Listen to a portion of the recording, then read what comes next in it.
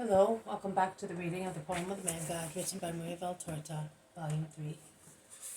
Chapter 351, Part 3, The Greatest in the Kingdom of Heaven, Little Benjamin of Capernaum.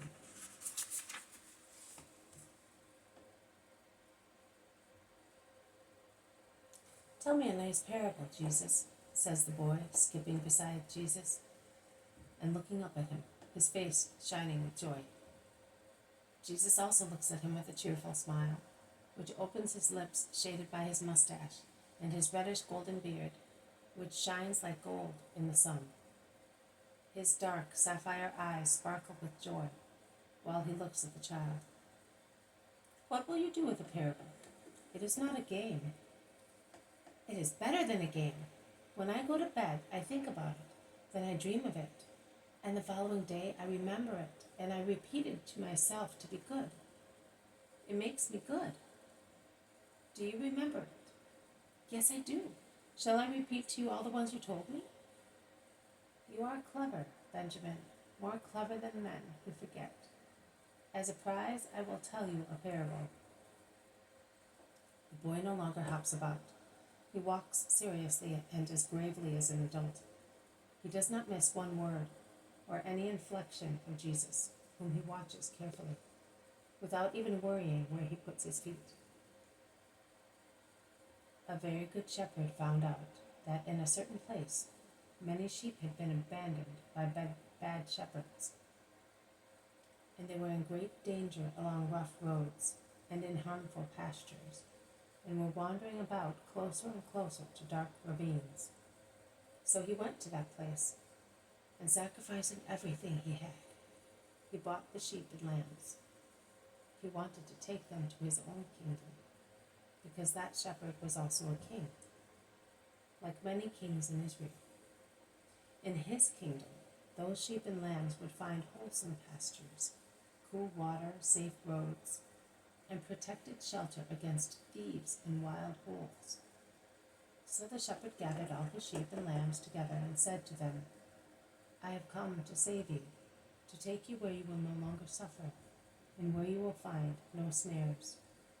Love me, follow me, because I love you so much, and I have made every possible sacrifice in order to rescue you. But if you love me, I will not regret my sacrifice. Follow me, and let us go. And they set out towards the kingdom of happiness, the shepherd before them and the sheep after him. The shepherd turned round every moment to make sure that the sheep were following him, to exhort those which were tired, to encourage the ones which were downhearted, to assist the sick ones, and to caress the little lambs. How much he loved them! He used to give them his bread and salt, and he always tasted the water of fountains first, to make sure that it was good, and he blessed it to make it holy. But the sheep, would you believe it, Benjamin? The sheep became tired. First 1, then 2, then 10, then 100 remained behind, grazing and stuffing themselves with so much grass that they could no longer move, and they lay down in the dust and mud when they were tired and full. Some went close to the brinks of precipices, notwithstanding that the shepherd said to them, Don't do that. And as he stood near the most dangerous places to prevent them from going there, some bumped into him, trying to make him fall into the precipice, and they did that several times. And thus many fell into ravines and died miserably. Some butted each other and killed each other. Only one little lamb never went astray.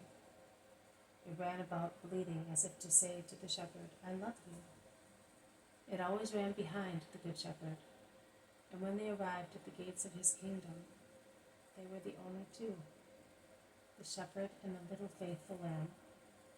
Then the shepherd did not say, Go in, but he said, Come, and he took it in his arms, close to his chest. And he took it inside, calling all his subjects and saying to them, Here, this little lamb loves me. I want it to be with me forever. And you must love it because it is the pet of my heart. And that is the end of the parable, Benjamin. Now can you tell me, who is that good shepherd? It's you, Jesus. And who is the little lamb? It's me, Jesus. But I will be going away now. You will forget me. No, Jesus, I will not forget you because I love you. Your love will come to an end when you no longer see me. I will repeat to myself the words that you spoke to me, and it will be the same as if you were present. I will love you and obey you thus. And tell me, Jesus, will you remember Benjamin? Always. And how will you remember? I will say to myself that you promised to love and obey me, and I will thus remember you. And will you give me your kingdom? I will, if you are good. I will be good. What will you do? Life is long. But your words are very good too. If I repeat them to myself and I do what they say I should do, I will be good all my life. And I will do that because I love you. When one loves, it is not difficult to be good. I do not find it difficult to obey my mother because I love her. And it will not be difficult for me to obey you because I love you. Jesus stops and looks at the little face, which is lit by love more than by the sun. Jesus' joy is so deep that another sun seems to be burning in his soul and shining through his eyes. He bends and kisses the forehead of the child. He has stopped near a humble house with a well in front. Jesus sits down near the well where he is joined by the disciples, who are still arguing over their prerogatives. Jesus looks at them. Then he calls them. Come here, round me, and listen to the last lesson of the day. You who have shouted yourself hoarse, celebrating your own merits, and believe that you will gain a position according to them. See this child. He is in the truth more than you are. His innocence gives him the key to open the gates of my kingdom. In his simplicity of a child, he has understood that the strength necessary to become great lies in love, and that obedience practiced with love is required to enter my kingdom. Be simple and humble. Be affectionate, not to me only, but to one another.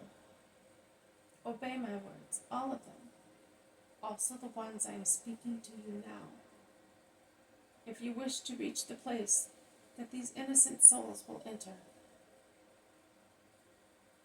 learn from the little ones. The Father reveals the truth to them, but he does not reveal it to the wise. Jesus is speaking, holding Benjamin against his knees, with his hands on the boy's shoulders. Jesus' countenance is majestic. He is serious, not angry, but grave, as it becomes a master. His fair-haired head is a blaze of light in the last sunbeams. The vision ends here, leaving me full of sweet happiness, notwithstanding my sorrows. This has been a reading from the poem of the Man God, written by Maria Valtorta, Volume 3, Chapter 351, Part 3, The Greatest in the Kingdom of Heaven, Little Benjamin of Capernaum. Thank you for listening. I will see you tomorrow. May God bless you, and may peace be with you.